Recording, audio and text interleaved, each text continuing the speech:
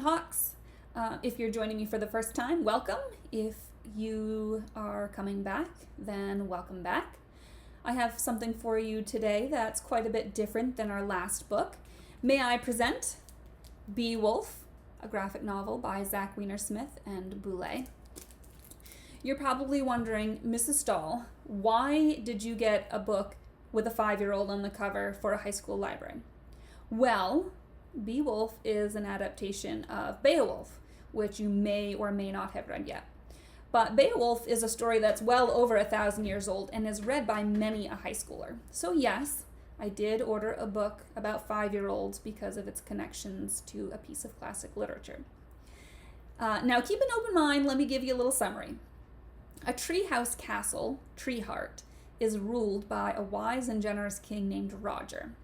Roger takes pride in taking care of his subjects by feeding them bars of chocolate and indulging them in games containing content not intended for kids. Unfortunately, the loud noises and antics coming from Treeheart rattle the grumpy neighbor, Grindel. Little nod to Grendel, perhaps?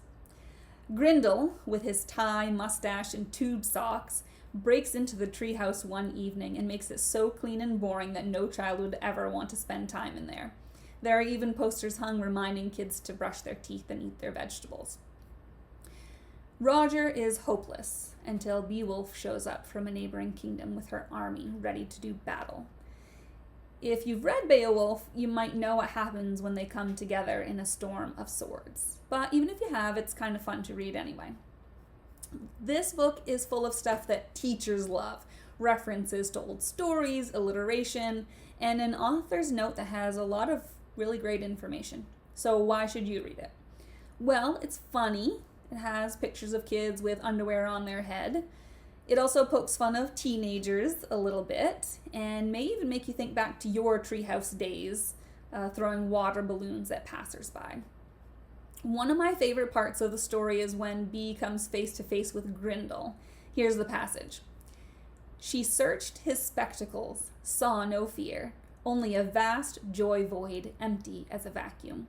His soul was a snowbank, unsledded, a snow cone unsweetened, a snowman unscarfed.